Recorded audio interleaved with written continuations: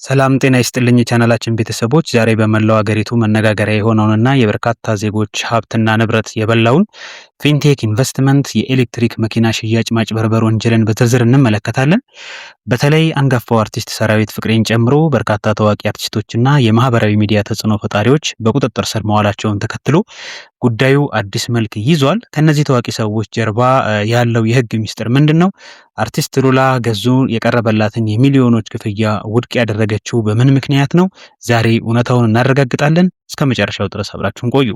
ጉዳዩ የሚጀምረው BYD የተባሉ የኤሌክትሪክ መኪናዎችን በ950 ሺህ ብር ቅድመ ክፍያ በ3 ወር ውስጥ አስረክባለሁ በማለት ህዝብን ሲያባብል በነበረው የፊንቴክ ኢንቨስትመንት ድርጅት ነው።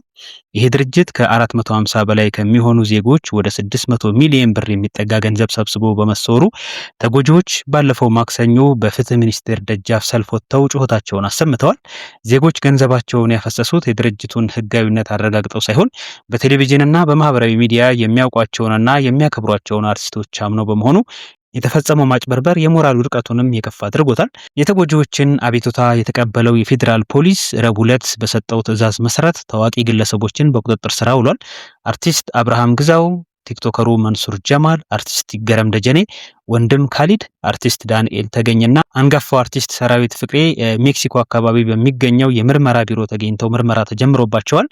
እስካሁን ባለው መረጃ እነዚህ ግለሰቦች በዋስ አልተፈቱም። ፖሊስ ምርመራውን ያጠነከረው አርቲስቶቹ ከተጠርጣሪው ድርጅት ጋር በመተባበርና ማስታወቂያ በመስራት የህዝብን አመኔታ አላግባብ በመጠቀማቸው እንደሆነ ይነገራል። በዚህ ሁሉ ትርምስ ውስጥ ግን ስሟ በበጎ እየተነሳ ያለ አንድ አርቲስት አለች። እሷም ሉላ ገዙ ናት። እንደወጡት መረጃዎች ከሆነ ፊንቴክ ለሉላ ገዙ ከፍተኛ ክፍያ በማቅረብ ብራንድ አምባሳደር እንድትሆን ጠይቋት ነበረ። ሆኖም ግን ሉላ የቀረበላትን ማራኪ ክፍያ ብቻ አልተመለከተችም። የድርጅቱን አሰራር ስትመረምር ግልጽነት እንደሌለው በመረዳቷ ለህዝብ ያላትን ኃላፊነት በማስቀደም ውሉን ውድቅ አድርጋለች። አሰራራችሁ ግልጽ አይደለም በማለት ራሷን ያገለለችው ሉላ ዛሬ ስሟ በክብር ሲነሳ፣ ሌሎቹ ግን በቸልተኝነት ወይም በጥቅም ታውረው የህግ ወጥመድ ውስጥ ወድቀዋል። ይህም ገንዘብ ያልፋል፣ ስም ግን ለዘላለም ይኖራል የሚለውን መርህ በተግባር ያሳየችበት አጋጣሚ ሆኗል። ታሳሪዎቹ አርቲስቶች እኔ የተሰጠኝን ጽሑፍ አንብቤ ማስታወቂያ ሰራሁ እንጂ ማጭበርበሩን አላውቅም የሚል ሰበብ ሊያቀርቡ ይችላሉ። ነገር ግን የኢትዮጵያ የማስታወቂያ አዋጅ ቁጥር 759/2004 ይህንን ሰበብ ውድቅ ያደርገዋል።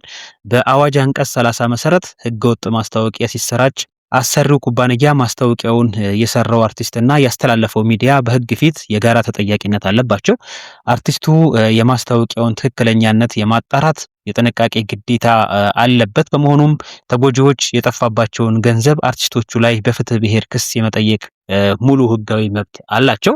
እንግዲህ ይህ አስደንጋጭ ክስተት ለሁላችንም ትልቅ ትምህርት ነው። አንድን ምርት ታዋቂ ሰው ስለሰበከው ብቻ አይመኑ። ሁልጊዜም ህጋዊ ሰነዶችና የገበያ እውነታዎችን ያረጋግጡ። እንደ ሉላ ገዙ ለሙያ ስነ ምግባርና ለህዝብ ታማኝነት ቅድሚያ መስጠት ያስፈልጋል። ዛሬ የምትበሉት ጥቂት ሳንቲም ነገ ትውልድ የሚወቅሳችሁና እስር ቤት የሚያሳድራችሁ እንዳይሆን ተጠንቀቁ። የፌዴራል ፖሊስ የጀመረው ይህ ምርመራ የህዝብን ገንዘብ ለማስመለስ ከሚደረገው ጥረት ባለፈ ወደፊት ማንኛውንም ታዋቂ ሰው የህዝብን እምነት ሽጦ ለግል ጥቅሙ እንዳያውል የሚያስጠነቅቅ ትልቅ የማንቂያ ደውል ሆኖ አልፏል። ስለ ጉዳዩ ያላችሁን አስተያየት በኮመንት መስጫው ላይ አስፍሩልን። ለቻናላችን አዲስ ከሆናችሁ ሰብስክራይብ በማድረግ ቤተሰብ ይሁኑ። አመሰግናለሁ።